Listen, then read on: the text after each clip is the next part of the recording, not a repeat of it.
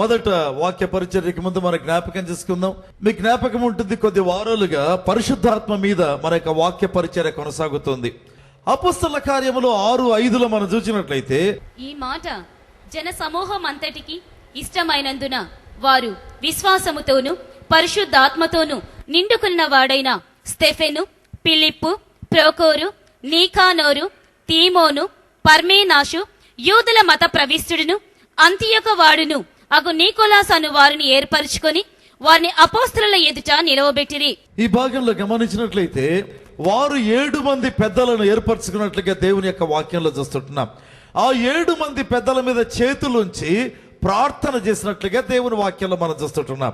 ఒక వ్యక్తి దేవుని సేవ చేయాలి అంటే, ప్రియమైన వారలారా, ఒక దేవుని సేవకుడుగా సేవకురాలుగా మారాలంటే దానికి ముందుగా ఒక ప్రతిష్ట కార్యక్రమం అనేటువంటిది జరగాలండి. దానికి ముందుగా ఒక అభిషేక కార్యక్రమం అనేది జరగాలి. అది జరగకుండా దేవుని సేవ చేసేదానికి వీలు లేదు. అపొస్తల కార్యములు 6:5 కూడా ఈ మాట కనిపిస్తుంది. ఎందుకు కూడా అంటున్నారంటే, ఈ ఒక్క చోట కాదు వ్రాయబడింది, అనేక చోట్ల ఇలాంటి భాగాలు కనిపిస్తాయి. ఏమైనా కానీ ఇక్కడ 7 మంది ఉంటున్నారు. 7 మందికి కూడా ఒకే రకమైనటువంటి అర్హతను వాళ్ళు కలిగి ఉన్నట్టుగా మనం దేవుని వాక్యాలు చూస్తాం. పరిశుద్ధాత్మతో నిండుకున్న వారు, విశ్వాసముతో నిండుకున్నటువంటి వారు, కృపతో నిండుకున్న వారు, ఈ విధంగా మాటలు కనపడడం ప్రారంభిస్తాయి. అయితే ఆత్మచేత నింపబడ్డారు, విశ్వాసము చేత నింపబడ్డారు, తర్వాత కృపచేత నింపబడ్డారు, తర్వాత ఈ విధంగా వివిధ రకాలుగా అందరు కలిగి ఉంటున్నారు 7 మంది. అయితే ఒకరే దేవుని చేత బలంగా వాడబడుతున్నారు. ఎవరు? స్తెఫను. మిగిలిన వాళ్ళ సంగతి ఏంటి ప్రియమైన వారలారా? చాలా సందర్భాల్లో గమనించండి, వరుసగా ఇదే అంశాన్ని గురించి నేను మాట్లాడుతున్నాను. ఆత్మ చేత నింపబడిన ప్రతి వ్యక్తి దేవుని చేత వాడబడతారు అనేదానికి ఎక్కడ దాఖలాలు కనిపించవండి. ఆత్మ చేత నింపబడిన తర్వాత ఆ వ్యక్తి తన జీవితాన్ని సిస్టమేటిక్ గా మార్చుకోవాలి. ఆ వ్యక్తి తన జీవితాన్ని క్రమబద్ధీకరించుకోవాలి. ఏంటి క్రమబద్ధీకరించుకోవడం అంటే, ఉదయాన్నే లేస్తారా కాఫీ తాగడమా, ఆపిదప్ప న్యూస్ పేపర్ చదవడమా? అది కాదు ప్రేమైన వారు. ఆ వ్యక్తి తన యొక్క జీవితాన్ని వాక్యం అనేటువంటి చట్రములు, వాక్యం అనేటువంటి ఫ్రేమ్ వర్క్ లో ఆ యొక్క వ్యక్తి తన జీవితాన్ని ఫిక్స్ చేసుకోవడం ప్రారంభించారు. వాక్యము ఒక విధంగా ఉంటే నీవు ఇంకొక విధంగా ఉంటున్నావా?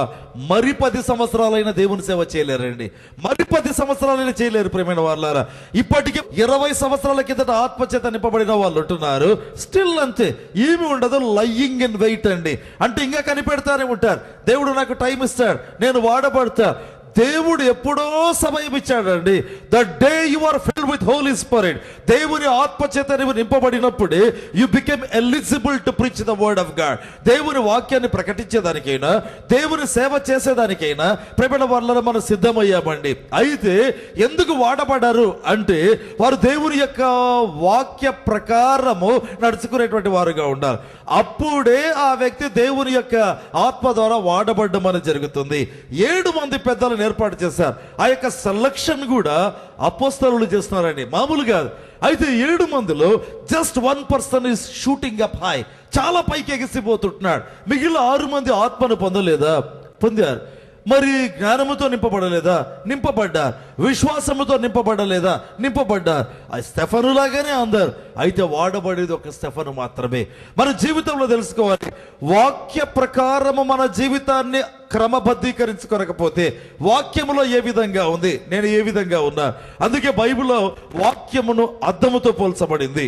అద్దము దగ్గర మనం ఎందుకు నిలబడతాము అంటే, అనేక సందర్భాల్లో నేను ఏ విధంగా ఉన్నా, తల సరిగా దూకున్నానా లేదా, లేకపోతే ఒకవేళ ఏదైనా అంటే ముఖపరంగా ఏదైనా చేయాలన్నా, ప్రేమల వాళ్ళ ఎప్పుడు అద్దము దగ్గర నిలబడినా ఏదో సరి చేసుకోవాలనే ఉద్దేశంతో మనం నిలబడడం ప్రారంభిస్తాం. వాక్యం అనేది అద్దము అని దేవుని వాక్యం చెబుతుండగా మన జీవితాల్లో ఇంకా మన జీవితాల్లో క్రమబద్ధీకరించుకోకపోయినట్లయితే ప్రేమల వాళ్ళారా, చచ్చిపోయే వరకు సేవ చేయని వాళ్ళు కూడా ఉంటారండి. చనిపోయే వరకు కూడా జరిగారు. అంటే అనేక సందర్భాలలో మనం ఏ విధంగా ఉంటాం? ఆత్మచేత నింపబడి పని చేయని పాత్రలుగా ఉండేటువంటి వారుగా ఉంటున్నారు. బైబిల్లో గమనిస్తే సంఖ్యాకాండము 11వ అధ్యాయం 16 నుంచి మనం చదువుకుందాం. అప్పుడు యెహోవా మోషేతో ఇట్లనెను, జనులకు పెద్దలనియు అధిపతులనియు నీవెరిగిన ఇశ్రాయేళ్ల పెద్దలలో నుండి 70 మంది మనుషులను నా యొద్దకు పోగు చేసి ప్రత్యక్షపు గుడారమునకు వారిని తోడుకుని రమ్ము. అక్కడ వారు నీతో కూడా నిలవబడవలెను. నేను దిగి అక్కడ నీతో మాట్లాడేదను. మరియు నీ మీద వచ్చిన ఆత్మలో పాలు వారి మీద ఉంచెదను. ఇక్కడ దేవుడు